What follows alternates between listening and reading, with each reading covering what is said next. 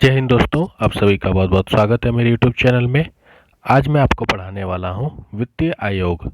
तो एनसीईआरटी के सार संग्रह क्लासेस में जो हमने प्रीवियस क्लास किया था उसमें मैंने आपको इमरजेंसी प्रोविडेंस पढ़ाया था, आपातकाल स्थिति पढ़ाई थी। आज के क्लास में हम फाइनेंस कमीशन के बारे में पढ़ेंगे। ठीक है, तो जो भी बच्चे इस क्लासेस को फॉलो कर रहे हैं कृपया करके चैनल को सब्सक्राइब करें, वीडियो को लाइक करें और कमेंट में अपने व्यूज़ रखें, अपने थॉट्स रखें, जिसको मैं आपके हिसाब से फॉलो अप करता रहूं। चलिए क्लास को शुरू करते हैं। वित्तीय आयोग की संरचना की पहले हम बात करेंगे। तो अध्यक्ष की बात करें तो सार्वजनिक कार्यों का अनुभव रखने वाले व्यक्ति को हम वित्तीय आयोग की संरचना का अध्यक्ष बनाते हैं। सदस्य कौन कौन होते हैं? तो पहला, उच्च न्यायालय के न्यायाधीश की योग्यता रखने वाले व्यक्ति को सदस्य बनाया जाता है। सरकार के वित्त एवं लेखाओं का ज्ञान रखने वाले व्यक्ति को सदस्य, वित्तीय एवं प्रशासनिक मामलों का अनुभव रखने वाले व्यक्ति और आर्थिक मामलों के विशेषज्ञ व्यक्ति को सदस्य इसका बनाया जाता है। तो जो वित्तीय आयोग होता है, आपका वित्त आयोग जो होता है, उसमें अध्यक्ष जो सार्वजनिक कार्यों का अनुभव रखने वाले व्यक्ति होते हैं उनको बनाया जाता है। बाकी हर क्षेत्र से उच्च न्यायालय के न्यायाधीश की योग्यता रखने वाले एक व्यक्ति को सदस्य बनाया जाता है। सरकार के वित्त लेखाओं का ज्ञान रखने वाले व्यक्ति को और प्रशासनिक मामलों के अनुभव रखने वाले व्यक्ति को भी सदस्य बनाया जाता है। और आर्थिक मामलों का जो विशेषज्ञ होता है उसको भी इसका सदस्य बनाया जाता है।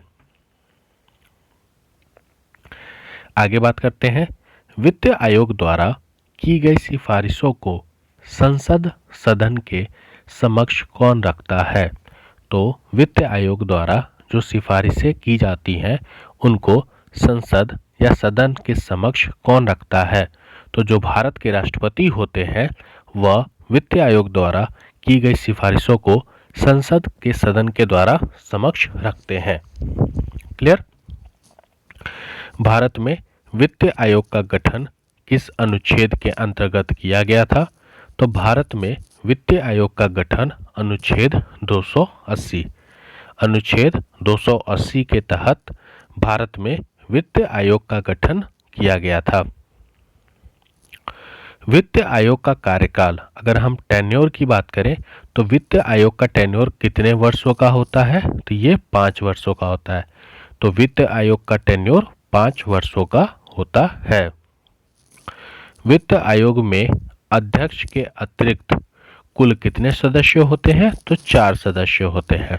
मैंने आपको अभी जस्ट बताया था कि वित्त आयोग में 4 सदस्य होते हैं अध्यक्ष के अलावा। कौन कौन? एक आपका उच्च न्यायालय के न्यायाधीश के मुकाबले जिनको ज्ञान हो, सरकार के वित्त लेखाओं का ज्ञान रखने वाले व्यक्ति को, वित्तीय और प्रशासनिक मामलों के अनुभव वाले व्यक्ति को और आर्थिक मामले के जो विशेषज्ञ व्यक्ति हैं उनको इसमें रखा जाता है। बात करते हैं भारत के वित्त आयोग का क्रम, उसका गठन, उनके अध्यक्ष का नाम और वर्ष। तो सबसे पहला जो वित्त आयोग आपका बैठा था, गठन हुआ था, वह आपका 1951 में हुआ था। उस टाइम पे अध्यक्ष कौन थे? केसी नियोगी जी। और इसकी जो वर्ष थी वो 1952 से 1957 के बीच में था।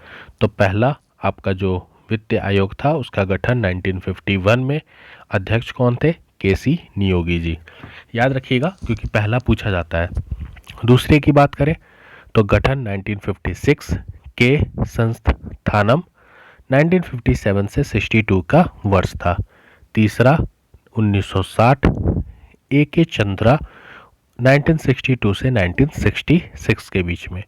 चौथा वित्त आयोग 1964 में गठन हुआ था डॉक्टर बीपी राजमन्नार जी के अध्यक्षता में और इसका वर्ष 1966 से 1969।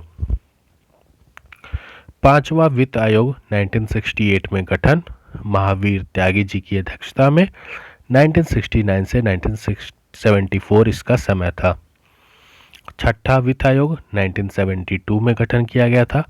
ब्रह्मानंद रेड्डी इसके अध्यक्ष थे। 1974 से 79 के बीच में ये चला।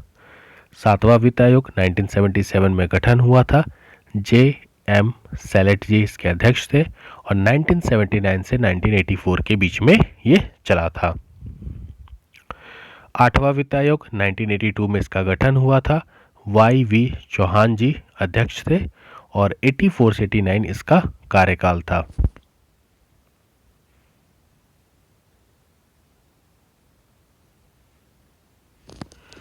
नौवां वित्त आयोग 1987 में गठन हुआ। एन के पी साल्वे जी अध्यक्ष थे। 89 से 95 इसका समय था।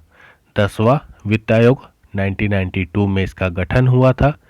के सी पंत जी अध्यक्ष थे। 95 से 2000 वर्ष तक ये चला था। 11वां वित्त आयोग 1998 प्रोफेसर ए एम खुसरो जी थे और 2000 से 2005 तक ये चला था। 12वां वित्त आयोग 2002 में डॉक्टर सी रंगाराजन जी थे और 2005 से 2010 तक इसका कार्यकाल चला था। 13वां वित्त आयोग 2007 में गठन डॉक्टर विजय केलेकर जी थे। 2010 से 2015 तक चला। 14वां वित्त आयोग 2013 में गठन हुआ था। Doctor why we Reddy ji थे इसके अध्यक्ष और 2015 से 2020 तक ये चला था। 15वां वित्त आयोग 2017 में गठन हुआ था। एन के सिन्हा जी इसके अध्यक्ष थे और 2020 से 2025 तक चल रहा है। तो अभी 15 वित्त आयोग चल रहा है। एन के सिन्हा जी 2020 से 2025 तक अध्यक्षता में, मतलब ये कार्यकाल चलेगा। क्लियर।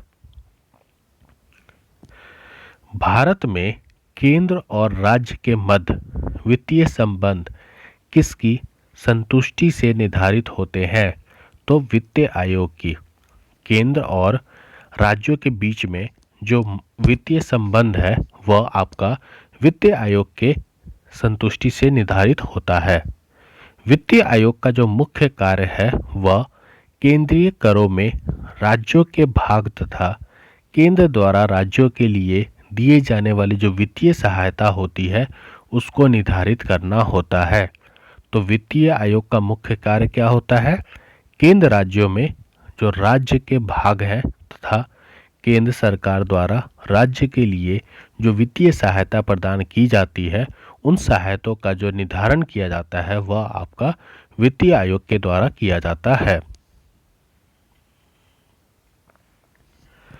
केंद्र एवं राज्य के मध्य जो आपका वित्तीय, जिसे हम फिजिकल विवादों के समाधान किस संस्था के द्वारा की जाती है? तो वित्तीय आयोग।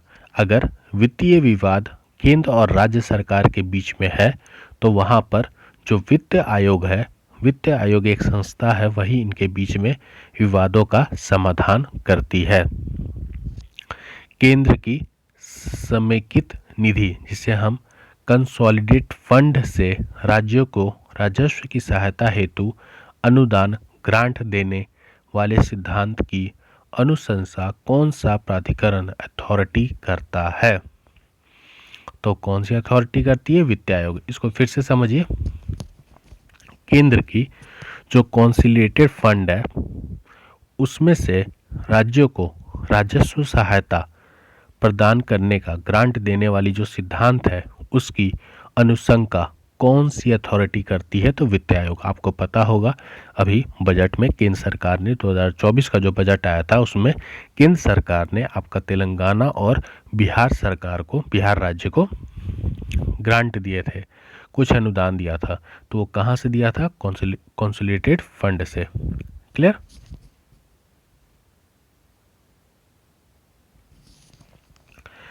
सामान्य रूप में भारत में प्रति 5 वर्ष बाद वित्त आयोग की नियुक्ति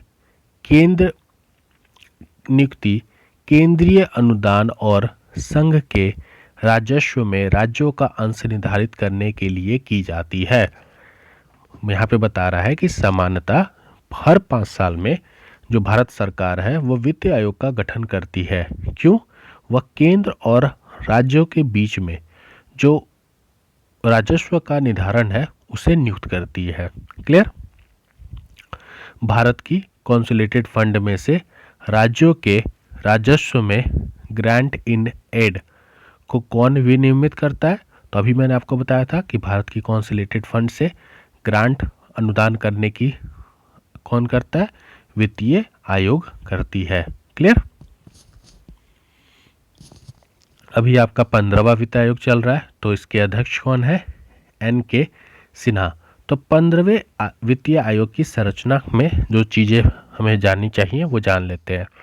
NK सिन्हा जी अध्यक्ष हैं 15वें वित्त आयोग के।